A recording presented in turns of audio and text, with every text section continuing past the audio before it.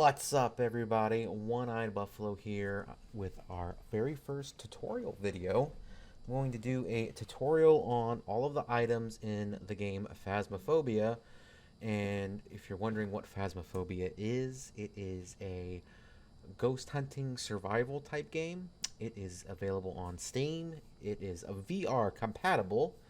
And overall, it is just a fantastic game that I have been having a blast and streaming almost exclusively. Um, but there is a little bit of a learning curve, and I'm going to help you out with that and see if we can, you know, give you guys some tips, some tricks, give you a walkthrough of what each item does, how to use it, and we'll go from there. All right, so we'll start from this way towards the door. All right, so we'll start at the bottom.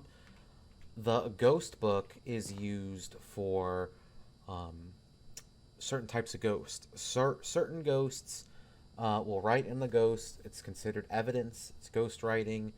What I normally do when I play is I will grab a thermometer. Like when I'm first initially going in, I'll grab a thermometer. I'll grab my flashlight, and I'll throw in a book. I'll grab a book as well. So once I find that room, I can go in, throw the book down, and then leave, go get more supplies, right?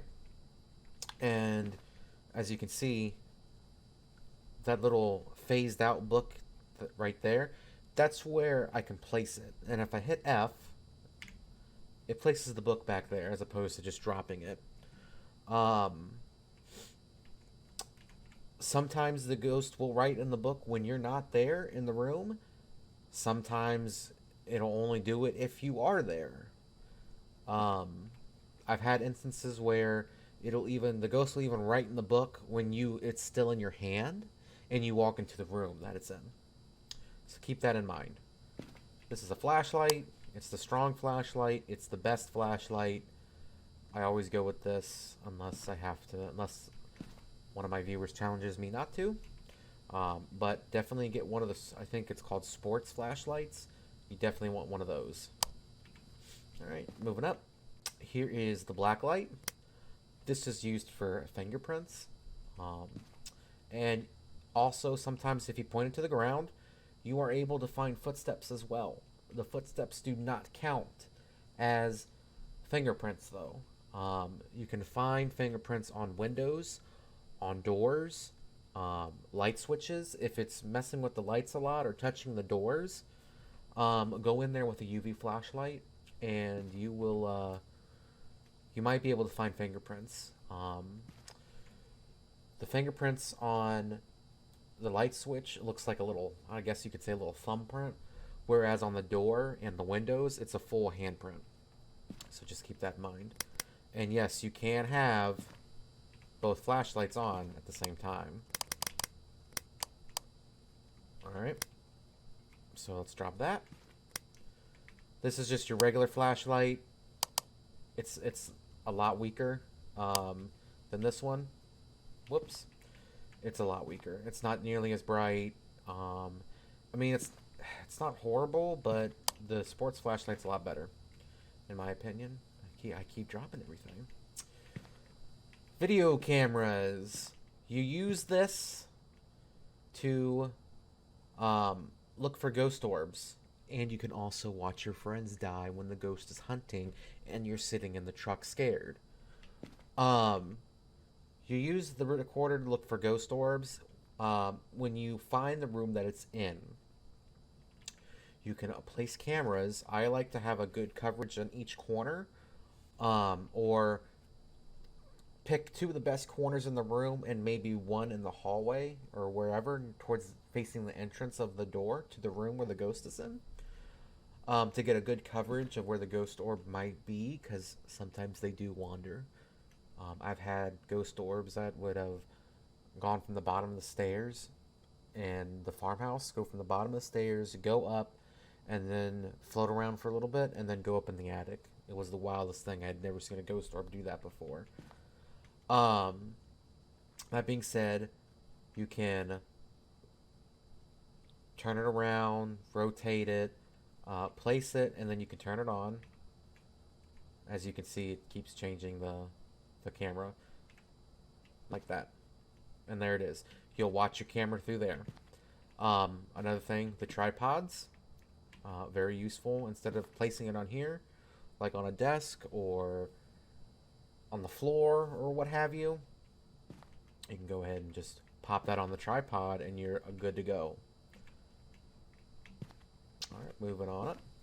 UV motion sensor. This motion sensor will emit a UV light when the ghost walks in front of it, or if a player walks in front of it.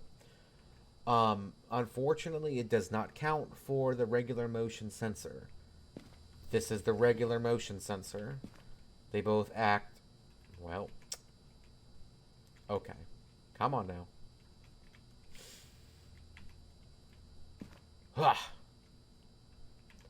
Okay.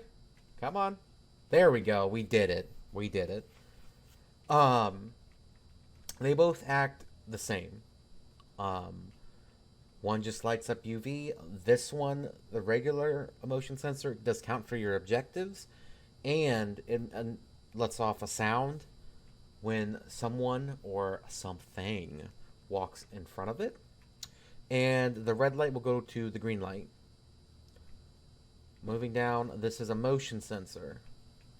You place this on the wall, and if you're having a hard time narrowing down where the ghost is, like on the high school or the asylum, you place these throughout the hallway, and it picks up sounds similar to how the parabolic does.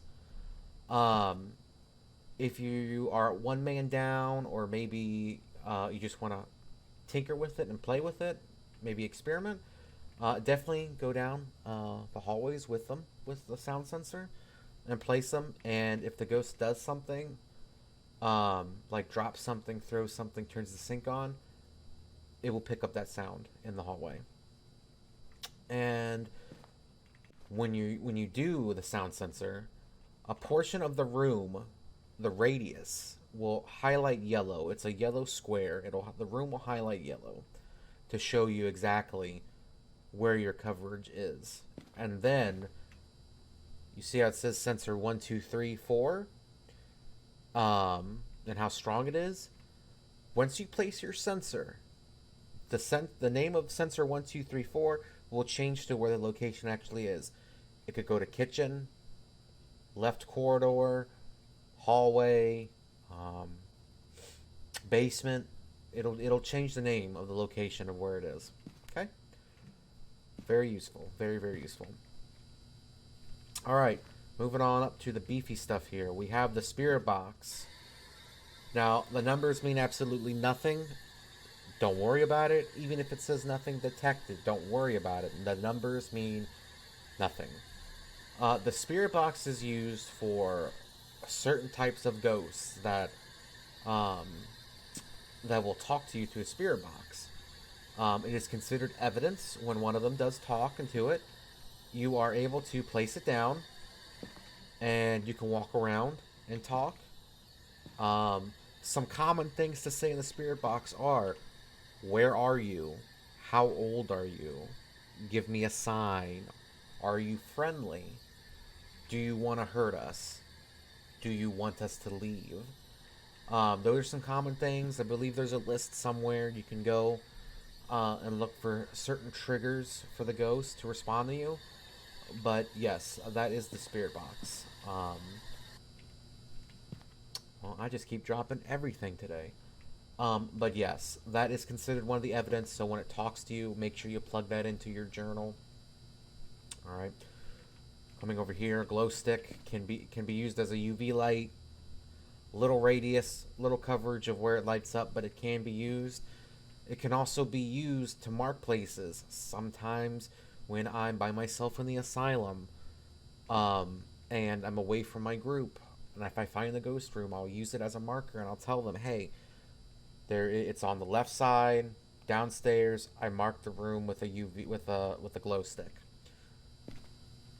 Very useful. Thermometer. The thermometer is used to find cold rooms, colder than normal. Right now it's not going to turn on because I'm in the truck. Oh, there it goes. I lied. It needs a minute to warm up. You can have it in Celsius. You can have it in Fahrenheit. You're looking for cold rooms, like I said. For Celsius, you want below 10 degrees. And whatever 10 degrees Celsius is in Fahrenheit, you'll want that as well. Negatives or freezing temps. I know that one. I know what freezing is. Fahrenheit, it's 32. It's freezing temps are negative with Celsius. So negative temperatures is part of the evidence. You will want to log that into your journal if you do have freezing temperatures.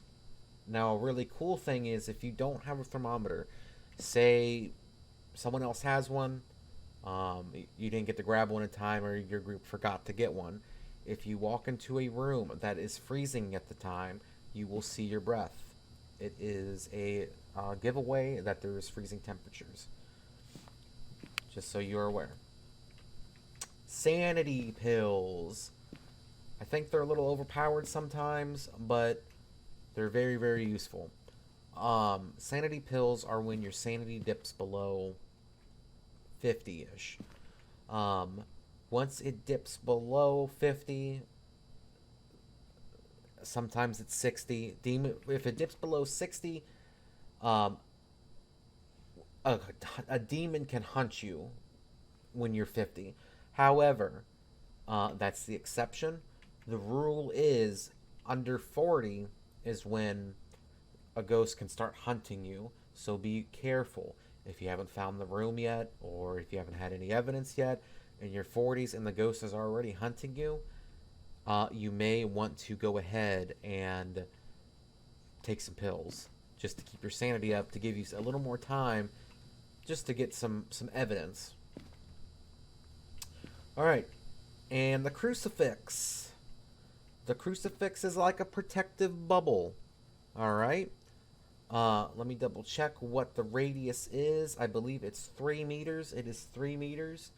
5 meters for a banshee. Banshees do not like the crucifix. A crucifix is a protective bubble against a hunt. However, there is an exception to that.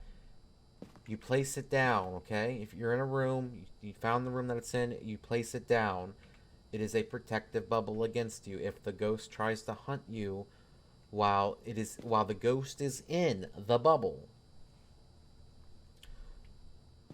the crucifix will cancel out the hunt. You get 2 charges per crucifix. You are allowed to bring 2 crucifixes. Now, if a ghost starts hunting you and you have the crucifix in the wrong spot, say you had it on the left corner of the kitchen, but the ghost actually spawned over on the right corner of the kitchen, and you're standing in that bubble, the ghost can still get you. It'll walk right by that crucifix. It will not care about the crucifix. It's still coming for your ass. I suggest you hide. Holding a crucifix does nothing. It is ineffective. If you think you're hiding in the bathroom holding your crucifix and you're protected, you are not. The ghost will still kill you if you are holding your crucifix. You need to go ahead, drop the crucifix, hope you have it in the right spot, and go on about your business. Alright, that's the crucifix. You get 2 charges, and then the crucifix breaks. It disappears, if you will. Okay, the EMF Reader. The EMF Reader will pick up activity of what the ghost is doing. Say a ghost jiggled the door handle or threw something. You take the EMF and you go over there and you scan it around. Say it touched the computer. It doesn't touch the computer, but for simplicity's sake, we'll say it's touching the computer. Say it's, typing away over here. You come over here and you scan it and it jumps up to a 2 or 3. EMF 5 is evidence. If you get a 5 on the EMF, then log that into your journal. That means that is a qualifier for some of the ghosts, okay? You are able to... Watch now, I can't even grab it. You are able to place it down on the ground, and sometimes Sometimes just setting it there, the ghost will do something nearby, it'll pick it up. If you need to drop it and go do something else or go grab more supplies. EMF is also a ghost hunting tool as well. The ghost hunting tools are the EMF, the parabolic, and the thermometer. We're going to get to the parabolic here very shortly. Alright, so for this one I'm going to grab 2 items because this is the smudge stick. It's sage. You need the lighter for the smudge stick. The smudge stick is used for cleansing areas. Some ghosts do not like smudging. Like the spirit, for example. The spirit will not attack you if you go into the room and you start smudging. It won't attack you for a long time. And it even says that in the journal. So if you're dealing with a really highly aggressive spirit and you don't have any evidence, or you're still trying to figure out what the, what the second and third evidence is, go ahead and smudge it. It might make the spirit a little docile for a little bit. But yes, the way you light it up is you have your lighter and your smudge stick in hand, hit F, and now you're smudging. We're just going to cleanse this truck, right? Right? And you can also drop it. Drop it and just walk away. As long as it's in the room, you can go right ahead and just leave it in there. It'll cleanse the area. Yuris are another one that does not like smudging. Yuris will not leave the room once you smudge. It can still be very aggressive, but you stop it from wandering around. Okay? The parabolic, the thing that hardly ever works. I'm a little partial to the parabolic. I have found a couple ghosts with the parabolic before. Only on Asylum, though. It's used for big maps. It's picking up sound, and I don't know why. It's used for bigger maps like the high school or the Asylum. The way you use it is you'll go inside a dark room, or not dark room, but you'll go inside the building, ask a couple triggers like, where are you? Give me a sign. Throw something. And if the ghost responds by opening a door, throwing an item, maybe flickering a light, making a phone ring, in theory, the parabolic is supposed to pick up that noise in the direction you're facing. So, say I'm facing this way and the ghost rings a phone behind me, it's not going to pick it up. But if I turn, it'll pick it up. Alright? Just a little fun little trick there. It's also takes up half your screen, by the way, so have fun with that. The camera is used for taking pictures of footprints, taking pictures of fingerprints, taking pictures of the Ouija board, the Voodoo Doll, dead bodies, and the ghost. That's pretty much its main function. You can also figure out if the ghost is a phantom, because if you take a picture of the ghost and it's a phantom, it'll immediately disappear. Rumors have it that if you take a picture of the phantom while it's hunting, you have a chance of stopping the hunt. That's never happened to me. I rarely ever get phantoms, but that's just a little tidbit. That's literally all this camera does.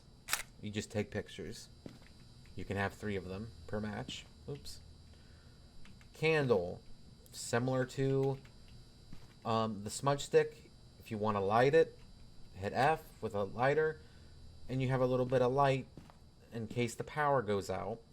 If you are investigating, say, a mare, and you want a little extra light for some protection to help lower the chance, or maybe you want to conserve a little sanity, make the sanity drop a little slower, you can use candles. In case the breaker goes out or whatever, for whatever reason. Next thing is salt. Salt is also, it's used for narrowing down where the ghost is, or where its path is, what room it's in. Say you have a big room in the high school, okay, and you're getting freezing temps, but the high school has 3 other rooms attached to it, and it's also freezing in the hallway, right? So it's freezing in all 3 rooms and the hallway. Another way you can narrow down just exactly approximately where the ghost is putting salt down. Sometimes I like to do 2 salts in a room and then 1 outside the doorway, just to see if the ghost is wandering out into the hallway as well. On professional, they do that, and I play professional most of the time. You are able to get 2 cans of salt, okay? And you will get a footprint. Now, wraiths have a chance, a small chance, of stepping in the salt. I know it says they have a toxic reaction to salt, and they barely touch the ground. In the journal, let's look at this right now. Actually,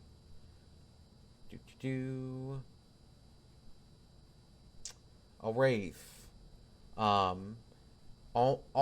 wraiths almost never touch the ground, meaning it can't be tracked by footsteps. However, footsteps meaning the UV light, it's tricky. So footsteps meaning this. You can use salt on a wraith, but it has a very, very low chance of stepping into the salt. Okay? Some of the last few items are this. It's just a head cam. It's literally just a head cam. If someone's in the truck and you need them to, and you want to get they want to get a view of in the room, this is right here. This is the head cam. Also, you can watch your friends die, similar to this, and you get front row seats. You can't take that off. It's always on. Don't worry about it. The way the flashlight works again, you have to hold it. You have to hold it in order for it to work. Take the wheel off. Say you have this. Hit T, your flashlight's on. Right? Alright. The next couple items are the Ouija board, and I'll have a picture of the Ouija board on stream here. And I'll also have a little clip of using it. The Ouija board is used, if you find it, it doesn't have a chance to spawn on every map, but if you do find it, you can communicate to the ghost. Some common things to ask are, where are you, and how old you are.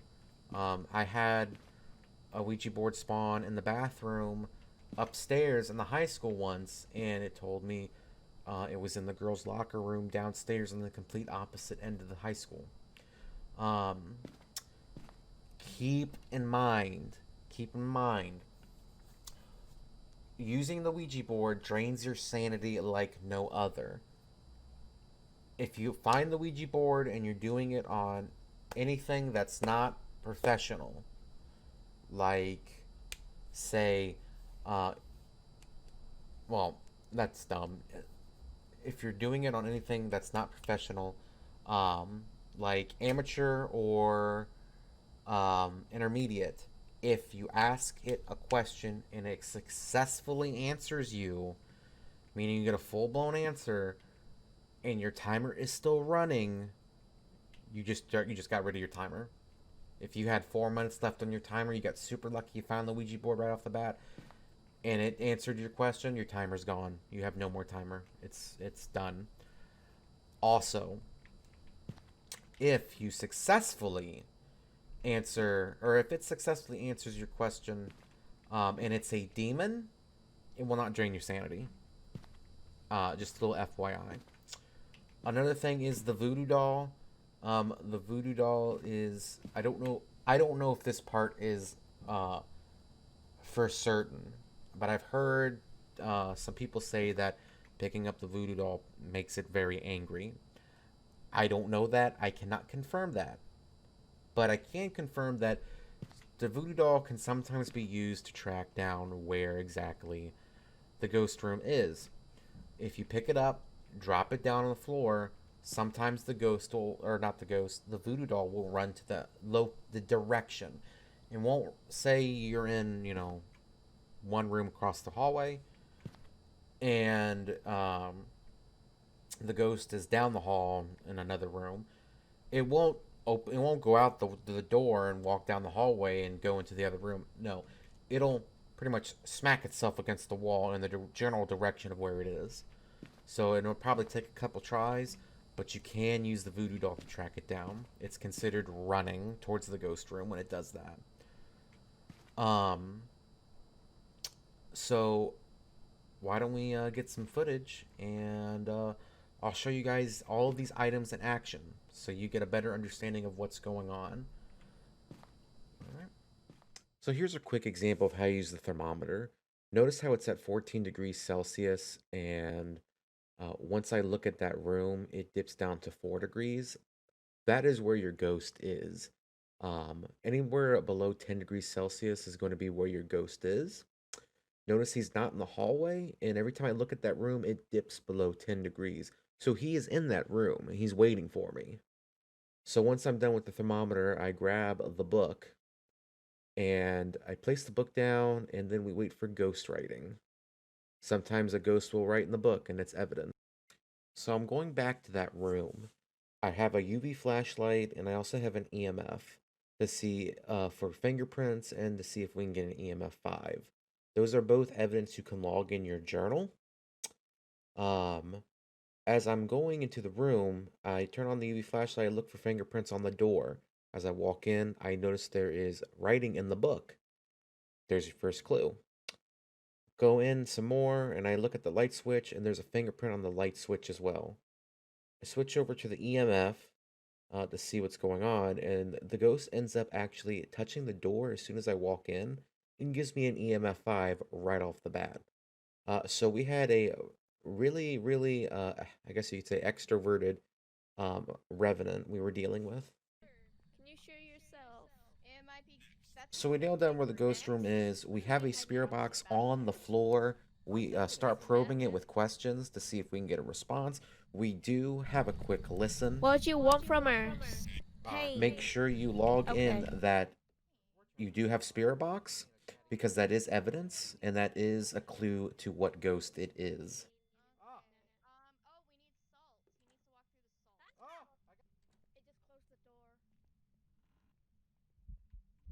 So the way you want to use a motion sensor is you want to place it where you think the ghost is most active. In this instance, we were in the high school. The ghost already manifested itself. It showed itself. It was a kid. So I switched over to the motion sensor and I placed it behind the desk relatively close to where the ghost was. Now, the way the motion sensor works and the UV motion sensor is any movement, whether it is a player or ghost, will activate the motion sensor. Now, the regular motion sensor has a screen in the truck that you can look at.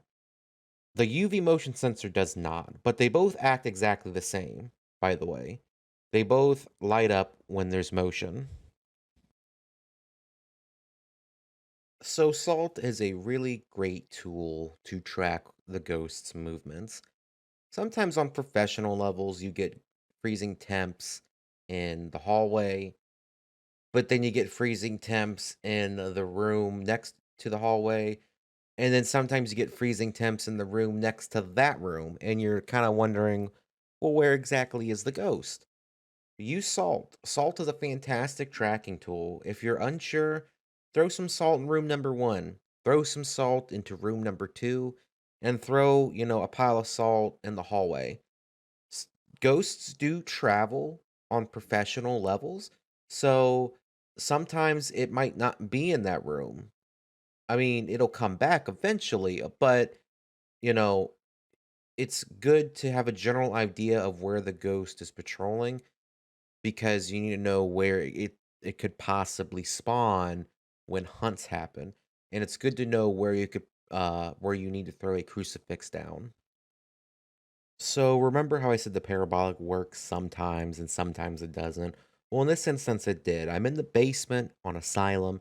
I hear the faintest sound of sink water above us. I point the parabolic to the direction I'm hearing the noise and I pick up a 3.0. Eventually, I start making my way further down the hallway and I pick up a 6.5. So we found the general direction of where the ghost is. Sometimes the parabolic works, sometimes it doesn't. The thing with it is you just gotta probe the ghost with questions, ask it to, give you a sign, throw something, open a door, and um, hopefully that the parabolic will pick it up. Now, keep in mind the parabolic will pick up players opening doors as well. Just keep that in mind. So if you're with a group on the asylum or high school and it picks up a noise, there's a chance it could be your teammates opening a door as well. All right, so here is the UV motion sensor. Short and sweet, it works exactly the same as the regular motion sensor, but it does not count towards the motion sensor objective, unfortunately. They might go ahead and change that down the road, but for now it doesn't count. The way the motion sensor works, if it detects motion, whether it is you, one of your friends playing, or the ghost itself, it lights up a bright light blue. It can be seen on the camera. There is no screen in the truck for that.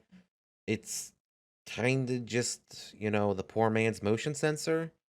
But if you're having a really shy ghost and you've used all your other motion sensors, you can go ahead and throw a regular UV motion sensor in there. It won't hurt anything. But I recommend using the regular motion sensors first before going to the UV motion sensors. Thank you guys so much for watching. I truly appreciate all love and support. I stream on Twitch Tuesday, Wednesdays, Fridays, and Saturdays at 7:30 p.m. Eastern. Links are in the description down below. I stream Phasmophobia quite often, almost exclusively, because I absolutely just love the game and I want to support the creator in the game, and I want the game to just be a massive success, although I think it pretty much has been a massive success. I'd love to see what they do more with this game. But if you like what you saw, make sure to like and subscribe. Hit that notification bell when another Phasmophobia video comes out. And thanks for watching. Happy hunting.